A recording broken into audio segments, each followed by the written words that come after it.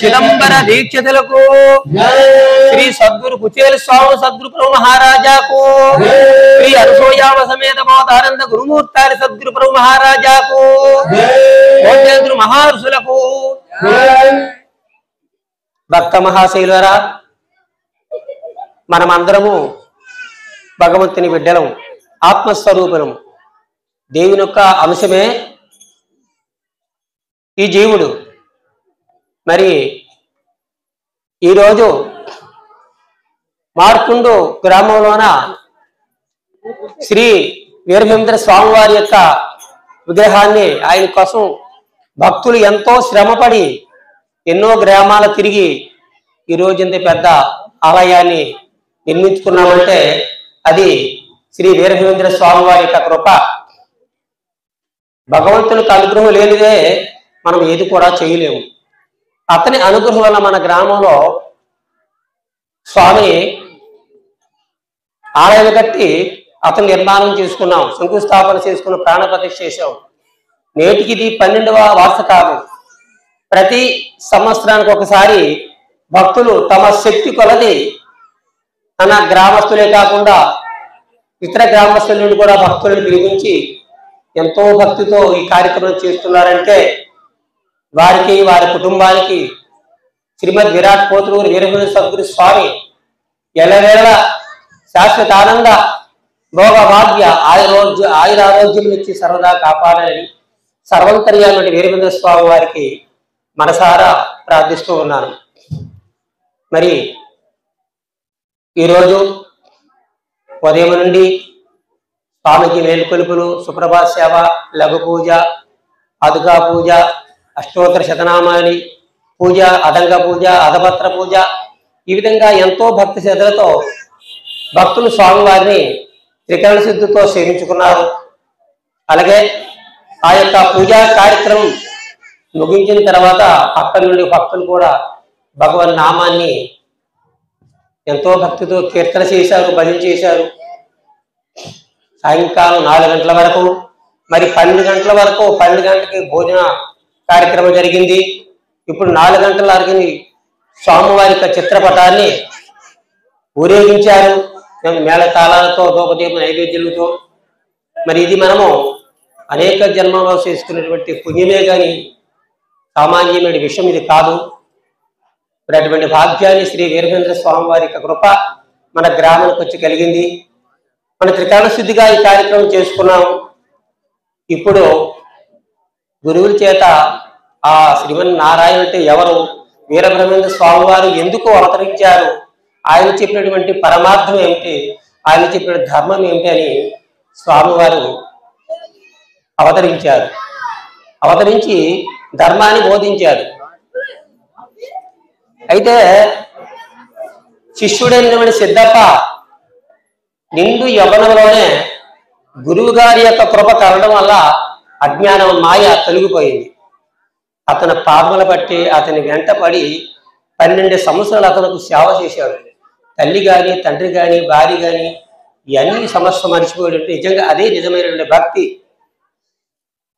ఈ విధంగా 12 సంవత్సరాలు స్వామివారికి సేవ చేశారు. కానీ ఏంటంటే సాంఖ్యము, తారకము, అమనస్కము ఈ 12 సంవత్సరాలు బోధించారు. సిద్ధప్ప సాక్షాత్ శివుడు, అంతరవానికే సాంఖ్య తారకం 12 సంవత్సరాలు బోధించారండి. అది ఎంత కష్టమైందో ఆలోచించండి. ఆ తదుపరి బ్రహ్మం గారు సిద్ధప్ప తన సమాధి యోగంలో వెళ్ళేటప్పుడు బ్రహ్మం గారు సిద్ధప్ప గారిని బనగానపల్లి పూలు కోసం పంపారు. అది ఈ రహస్యాన్ని గ్రహించలేక అతను వెళ్ళిపోయారు. అతను వచ్చేటప్పటికి బనగానపల్లి వచ్చేటప్పటికి కాలాతీతమైంది. స్వామి సమాధిలో వెళ్ళిపోయారు. అతను మీద పరిపూర్ణమైన భక్తి లేనంటే వాళ్ళు కూడా అతను దర్శనాన్ని పొంది అతను సమాధి యోగాన్ని చూశారు. కానీ పరిపూర్ణమైనటువంటి నమ్మి భక్తి అయినటువంటి సిద్ధయ్యకు స్వామి వారు ఎందుకు దూరం చేశారో అది అర్థం కాదు. ఇక ఈ సత్యం తెలుసుకున్నప్పుడు సిద్ధప్ప గారు నా జీవితం ఎందుకు ఉండాలా, నేను ఎవరిని పూజించాలా, ఎవరి నామాన్ని స్మరించాలని ముకులితమైనటువంటి కన్నీరు మున్నూరుగా ఏడ్చి ఆ బండపైన శిరసు బాదుకున్నాడు. అప్పుడు అయ్యగారు సమాజ యోగం నుంచి వచ్చి నాయనా సిద్ధ శాంతపడని అయ్యగారు అప్పుడు వచ్చి తమకు దర్శనం ఇచ్చి కవమండలమో యోగదండా ఇచ్చి అప్పుడు పరిపూర్ణాన్ని బోధించారు. పరిపూర్ణమైనటువంటిది అంత సులువుగా చెప్పితే అది అంత వేగంగా అర్థం కాదు. ఎందుకంటే అది దానికి ఏమీ లేదు.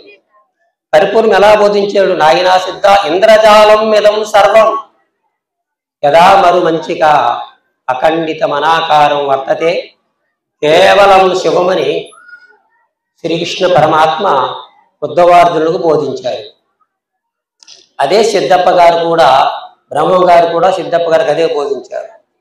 అర్జున, నామరూపాత్మకమైనటువంటి ఈ సకల చరాచర ప్రపంచమంతా ఇంద్రజాలం మాయ వలన తోచుతుంది. మాయ అనగా లేనిది అని అర్థం. లేని మాయయే నానా విధములుగా భ్రమను పుట్టించుతున్నది. ఇది ఆరోహణ స్థితి మాటలు. మరి మనకు ప్రపంచమే సత్యంగా నమ్మున్నాము. ఈ ప్రపంచానికి అతీతమైన భగవత్ సంబంధం ఏంటి? పరిపూర్ణాన్ని బ్రహ్మం గారు బోధించింది. ఇక్కడ ఆయన చెప్పకంటే ఎవరైనా చెప్పారు.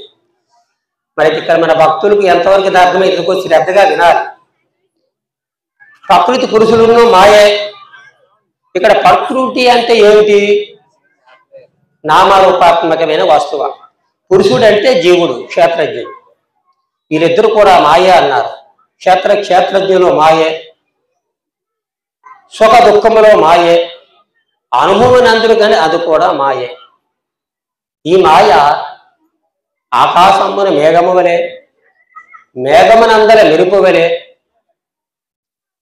ఆ మెరుపునందల శబ్దము వలె, తాటి ఎందుల సర్పము వలె, ఎండమావలి ఎందు నీరు వలె కానంబడి మటు మాయంబగిపోతుండును అని సిద్ధప్ప గారుకి బ్రహ్మం గారు బోధించారు. అలాగే కృష్ణ పరమాత్మ కూడా ఉద్ధవార్తను బోధించారు. అప్పుడు నాయనా, ఈ లేని ఎరికే నానా విధములుగా భ్రమను పుట్టించున్నది. ఈ వట్టి ఎరిక యొక్క సంకల్పములే ఇంద్రాది పదవులు, సమస్తలోక భ్రాంతులు, బంధ మోక్షములు, మంత్రతంత్రములు ఇవన్నీ ఉన్నతి. స్వప్నమందరి ఏనుగులు, గుర్రాలు, స్త్రీలు కారంబడి మరలా మేల్కొనేటప్పుడు ఏ విధంగా అయితే అటు మాయమైపోతుండేనో, నామరూపాత్మకమైనటువంటి ఈ సకల చరాచర జగత్తంతా ఇంద్రజాలం భంగిగా కానంబడి చివరకు ఏమీ లేకపోవు. ఈ కళ్ళ ఎరుకను నమ్మబో. ఈ లేని ఎరికే సత్తు, సిత్తు, ఆనంద స్వరూపం గల సత్యదానందం. ఈ లేని ఎరికే నాదు విందు కలరు. ఈ లేనిటువంటి ఎరికే అపజ్యోతులు. ఈ లేనటువంటి వరకే నానా విధములుగా భ్రమను పుట్టించుతున్నది. నైనా ఇట్టి ఎరుక వలన ఉత్పన్నమైనటువంటి రక్త మాంసమయంతో కూడుకున్న పంచభౌతులు ఈ శరీరము నీ స్వరూపము కాదు. నీవనినా నీవు నమ్మవద్దు. నీ నిజస్వరూపం ద్వాదశాక్షరియే. కానీ గురువు గారు అప్పుడు ద్వాదశాక్షరి మహామంత్రాన్ని బోధించి అప్పుడు పరిపూర్ణాన్ని ఆయనకు జ్ఞాన దృష్టి ఇచ్చి ఆయనకి పరిపూర్ణ దర్శనమజేశాడు. దేవుడు ఇటువంటి వాడు, తన స్వస్వరూపం చూడరా నాయనని. నాయన భావాభావములకు అగోచరము కానిది అచల పరిపూర్ణం అన్నారు. అంటే అర్థం ఏమిటి? మనసుకు, బుద్ధికి, ఇంద్రియాలు కూడా గోచరము కాడు భగవంతుడు. అటువంటి అప్పుడు ఈ మనసుకు, బుద్ధికి, ఇంద్రియాలకు గోచరు కానప్పుడు అటువంటి దైవాన్ని తెలుసుకోవడం కష్టమే కదా. ఎటువంటి వారికైనా కష్టమే. అటువంటి దైవాన్ని ఎరిగినంటే వాళ్ళే గురి స్వరూపులని, నాతో సమానులని, నాయంతట వాళ్ళని, నాతో లోకములు పూజింపబడిన వాళ్ళని భగవంతుడు చెప్పారు. కాబట్టి భావాభావములకు అగోచరమైనటువంటిది అసలు పరిపూర్ణం. సర్వదా సందులేక నిండి నిబిడి కుటుంబ ఇండిన అచల పరిపూర్ణం విట్టిదరియు ఇది తప్ప మరింకేమీ లేదని మనమును బావుగా నిశ్చయించుకుని ఆరూఢ స్థితివై ఉండుటియే అచల పరిపూర్ణము దర్శించుట అని అయ్యగారు జ్ఞాన దృష్టి నుంచి తన స్వస్వరూపాన్ని చూపించాడు. బ్రహ్మం గారు స్వస్వరూపమేది? పరబ్రహ్మం. అది చూపించాడు.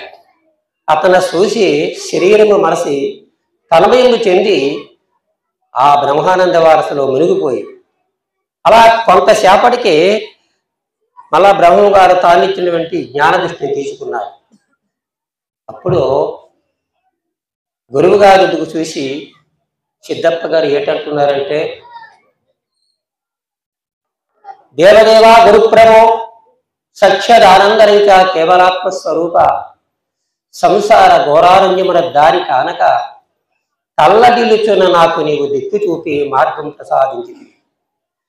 నా యొక్క భీకర సంసార సంకటములను తాపత్రయములను అంత మనర్తుడి కొరకే కృతనిచ్చే రీతి అనాది కాలం నుండి, అనాది అంటే ఏమిటి? ఈ సృష్టి అనేది ఎప్పుడు ప్రారంభమైందో ఎవరు చెప్పలేదు. ఇప్పటికి ఎన్ని బ్రహ్మాండాలు గతించారు, ఎంత బ్రహ్మలు గతించారో, ఎన్నిసార్లు మనం పుట్టించేస్తున్నామో మనకి ఎవరికి తెలియదు. అది అజ్ఞానం, మాయ. అనాది కాలం నుండి, కోట్ల కొద్ది జన్మల నుండి నీకు నాకు ప్రతి జీవికి లెక్కకు లేని కోటాలు జన్మాదులు ఎత్తున్నాం.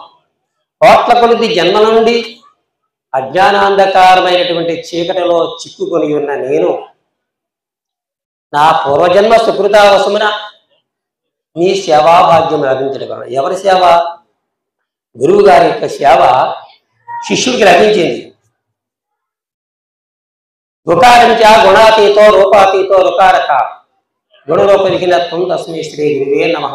గురువు అనగా గుణాలకు రూపానికి అతీతమైనటువంటి వాడే గురువు. అటువంటి తన స్వస్వరూపాన్ని చూపించాడు. గురుగారు ప్రార్థిస్తున్నారు, అజ్ఞానాంధకారమైన చీకటిలో చిక్కుకొని ఉన్న నేను నా పూర్వజన్మ సుకృత వశమున నీ సేవాభాగ్యము లభించడం వలన నా హృదయం ఆనందకరముగా పొంగుతున్నది.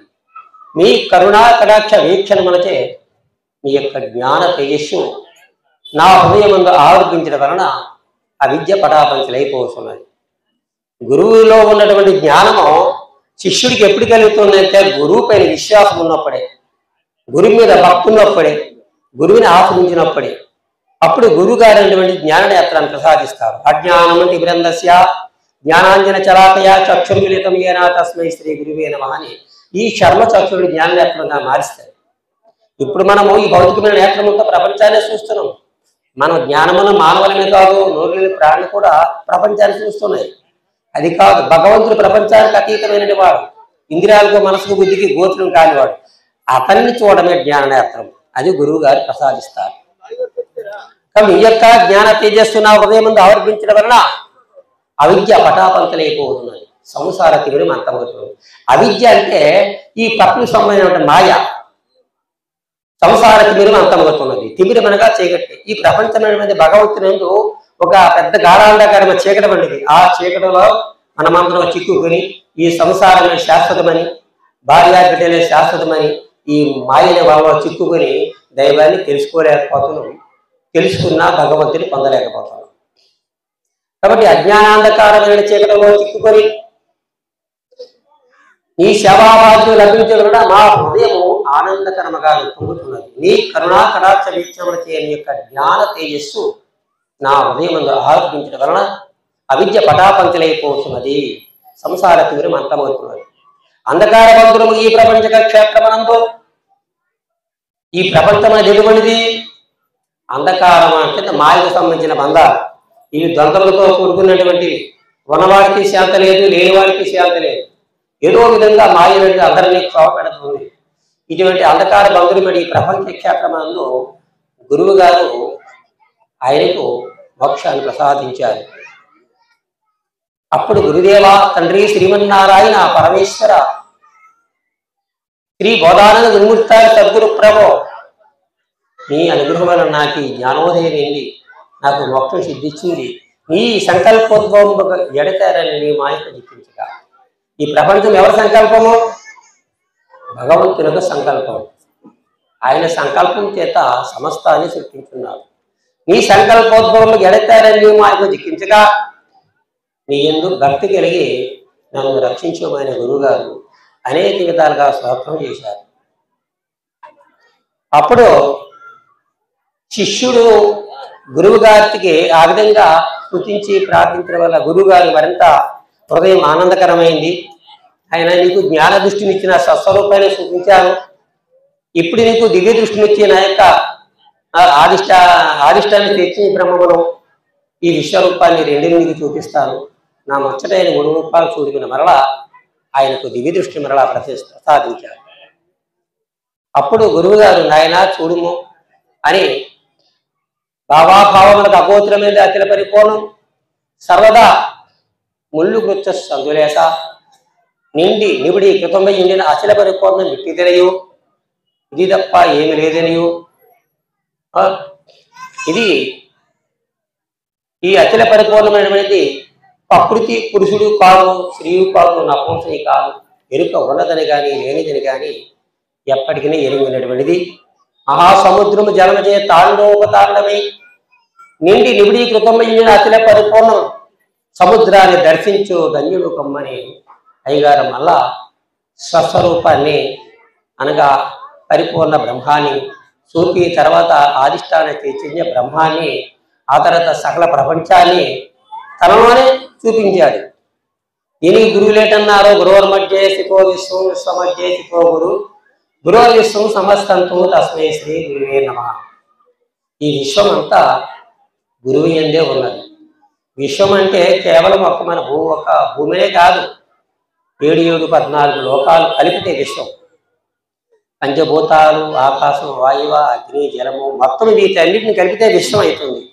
ఈ విశ్వం అంతా తన యందే ఉన్నామంటే ఆ గురువు ఎంతటి వాడు గురుపాదం పట్టుకున్నంటే వాళ్ళకి, గురుసేవ చేసినంటే వాళ్ళకి గురువు యొక్క స్వరూపం ఇట్టిదని, గురువు యొక్క మహస్యం ఇట్టిదని, గురువు యొక్క శక్తి ఇట్టిదని గ్రహించగలరు.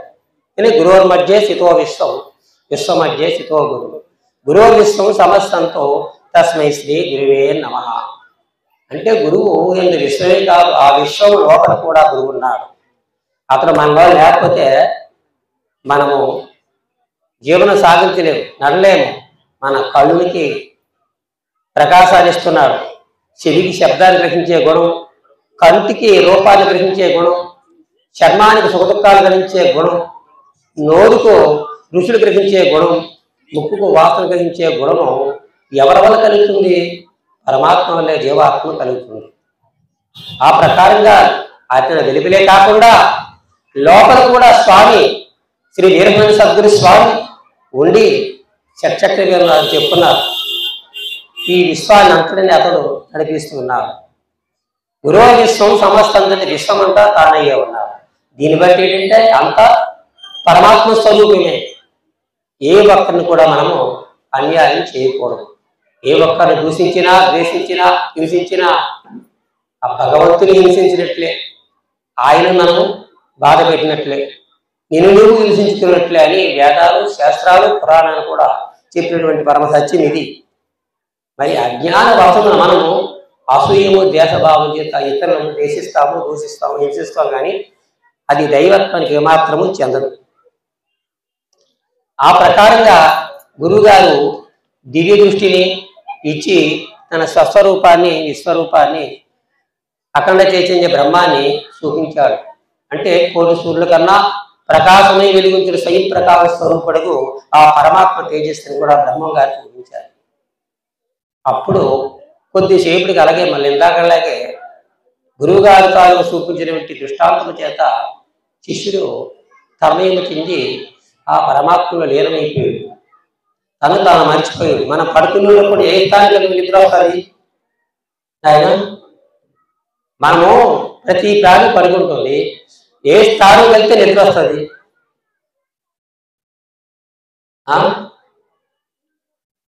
జీవాత్మ పరమాత్మ స్థానానికి వెళ్తేనే అక్కడ ఏమీ లేదు. దేహం పడిపోవాలా, ఇంద్రియాలు పడిపోవాలా, మనసు పడిపోవాలా, బుద్ధి పడిపోవాలా, గుణాలు పడిపోతాయి. నేనడానికి ఆయన కూడా ఉన్నాడు. అక్కడ ఏమి, అదే పరమాత్మ స్థానం. అయితే మనం అలసిపోయి అజ్ఞానవసరం పరమాత్మ స్థితిని పొందాం. ఇప్పుడు గురువు గారు చూసిన జ్ఞాననేత్రమైన సిద్ధప్ప గారు ఆ స్థితిని పొందారు, చూశారు, తన్మయం చెందారు. చెందిన తర్వాత అప్పుడు గురువుగారు తానిచ్చిన జ్ఞాననేత్రాన్ని తీసుకున్నారు. తీసుకుని మళ్ళా ఆ దివ్య దృష్టిని తీసుకుని అప్పుడు లేచాడు. దేవా నీ యందు ఆది యందు మాయవడము ఎల్లలో కొమ్మలుగా పెంపడ చేసి నిన్ను మాకు తెలియజమ్మునట్లుండగా నిర్వికారుండవైన నీవే సప్తగుణ యుక్తుండవై నరులుగా అవతరించి ధరణి భారంబు బాపి అజ్ఞాన సుజ్ఞానుగా జయిస్తుంది కదా మహాత్మా. తేజోమయ కండ స్వరూప మముక్షువులో నీ తత్వంకు తేట తెల్లమ్మ చేసి నీ మూర్తి జ్ఞానయుక్తులకు, నీ భక్తులకు నీ కళ్యాణ గ్రహం దర్శనమిచ్చి వారు దుఃఖంబలు నాశనంబుగా ఉంటు కదా తండ్రి. బద్ధ సంసారులై దేశేంద్రియ సంఘ సన్నాహంబలై పుత్ర మిత్ర కళత్రాది పశు గృహంబలే తమకు సత్యంబని నమ్మి నీ మాయకు జిక్కి అనేక జన్మములు అర్థించిన నీకున్న సుఖము బడినపము.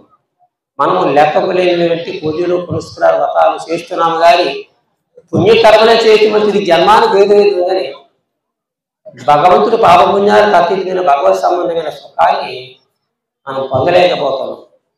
దీనికి కారణం అజ్ఞానం, గురువులు ఆశ్రయించుకోవడమే.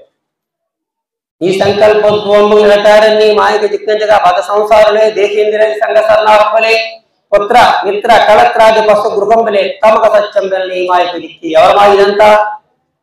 ఈ భార్య బిడ్డలు, ఈ మేడలు, ఈ నిధులు, ఈ సంపద, ఈ ఐశ్వర్యము ఇదంతా పరమాత్మ మాయ. అతని మాయని జిక్కిపోయి ఇదే సత్యమని నమ్మున్నాం.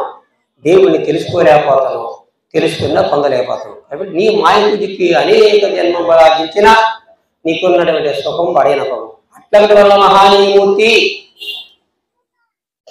ఈ సంకల్పం ఎడతారా నీ మాయకు జిక్కించు తండ్రి. కాలనాథ, భూతనాథ, గౌరీనాథ అని అనేక విధాల దేవుని ప్రార్థించారు.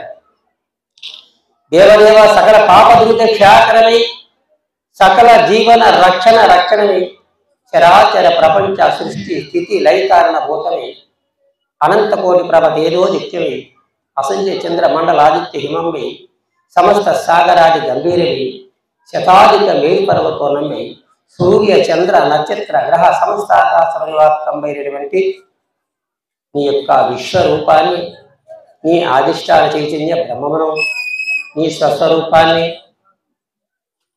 విశేషులకు అగోచరమైనట్టి బ్రహ్మాది దుర్లభమైనటి నీ యొక్క స్వస్వరూపాన్ని ఈనాడు కనులారా దర్శించి ధన్యుడైనని ఈ విధంగా సిద్ధప్ప గారు బ్రహ్మం గారిని ఈ విధంగా సూచించారు.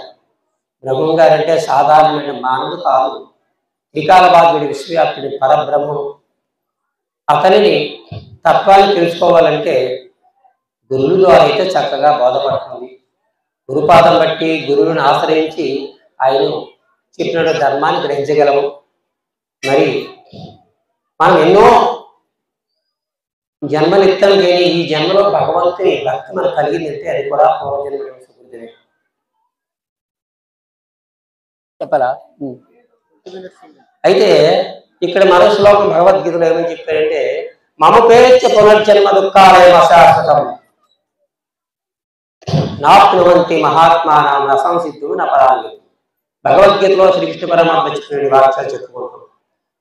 అర్జున, మోక్షము పొందిన మహాత్ములు నన్ను పొందిన వారులై మరలా ఎన్నడూ కూడా అట్టే వారు తిరిగి అజ్ఞానమే సంసారము జన్మం పర్వ అన్నారు.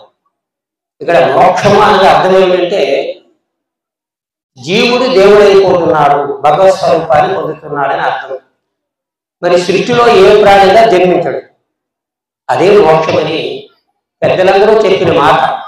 కానీ మోక్షము పొందిన మహాత్ములు అంటే మోక్షము పొందినంటే వాళ్ళే మహాత్ములు అంటారు. కానీ భౌతికంగా ఎంత ధనము సంపద ఐశ్వర్యము అధికారం ఇటువంటి వాళ్ళు మహాత్ములు అన్నారు. అయితే భగవంతుని పొందినంత వరకు జీవుడు పుడుతూ సస్తూనే ఉంటాడు. భగవంతుని పొందినతో ఆ బాధలేవి ఉండవు. అయితే అంత సులువైన మాట అది కాదు. భగవంతుని పొందడం అంటే ఏదో ఓ పాటో పద్యమో ఉపన్యాసం చెప్పిన సులువు కాదు. భగవంతు తత్వాన్ని తెలుసుకొని భగవత్ సేవ గురు సేవ చేసి అజ్ఞానమైన మాయ మన హృదయంలో ఏ విధంగా ఉన్నదో మనకు తెలియదు. అది సత్వరజస్తమోగుణంతో కూడుకొని మన మనసులో ఆవరించుకుని ఉన్నది. మాయ యొక్క స్వరూపం కూడా చెప్తే మనకు భయపడతాయి ఆ విధంగా. అయితే భగవంతుని పొందితో ఆ బాధ లేవన్నారు. అయితే కొందరు అనొచ్చు, నాకు ఈ జన్మ చాలా విషయానందకరంగా ఉన్నది, ధనము సంపద ఐశ్వర్యము అధికారము మరి అనే భార్య బిడ్డలు నాకేమీ లోటు లేదు, ఇంత భౌతికమైన ఆనందాన్ని విడిచిపెట్టి మరి భగవంతుడు ఇందిరాజు మనసు గుర్తు గోతులు ఎక్కడున్నాడో ఎలా ఉన్నాడో ఏ విధంగా పట్టుకున్నాడు ఆ భగవంతుని పొందడం అంటే మా మనసు అంగీకరించదని అవివేకులు పలుకులు. అంతే కదా, కొందరు దేవుడి గురించి ఎక్కడున్నాడో దేవుడే అసలు లేడే నాస్తికులుగా మాట్లాడతారు. అటువంటి విపరీతమైన బుద్ధి గల వారి పరమాత్మ చెప్తున్నాడు. జన్మ అనేది 2 దోషములు కలవు. అవి ఏవి ఆయన? జన్మ యందు 2 దోషములు కలవు. అవి ఏవి? మొదటిది దుఃఖాలయం, రెండవది అశాశ్వతం. ఎంతటి వాడైనా, రాజులైనా, చక్రవర్తులైనా, దేశతల్లింటి వాళ్ళైనా ఏదో ఒక రోజు శరీరాన్ని విడిచి ఈ లోకాన్ని విడిచి వెలక తప్పదు. అశాశ్వతమే కదా. 2 దుఃఖాలయం. దుఃఖాలు ఎలాగండి? తల్లి గర్భంలో బయటపడిన తల్లి గర్భంలో 9 ఏళ్ళు గర్భనరకం అనుభవించాం. అది మరి తెలియని నరకము. మన తల్లి గర్భంలో బయట పడేటప్పుడు, మన భూమి మీద పడేటప్పుడు ఇక్కడ పేగం తెచ్చుకుల్లో అప్పుడు మనం పేగ వేసి ప్రతి ఒక్కరు కూడా వేస్తుంది మంత్రసాన్ని తెలుసు. ఆ పేకే మనం మన శ్మశానికి వెళ్ళేంత వరకు ఏడ్చుకొని బతుకుతున్నాం. ఏదైనా దేహపరంగా గబ్బరొచ్చామంటే బాధపడతా. కష్టం వచ్చినా, తన వాళ్ళ కష్టం వచ్చినా జీవుడు రోధిస్తాడు, బాధపడతాడు.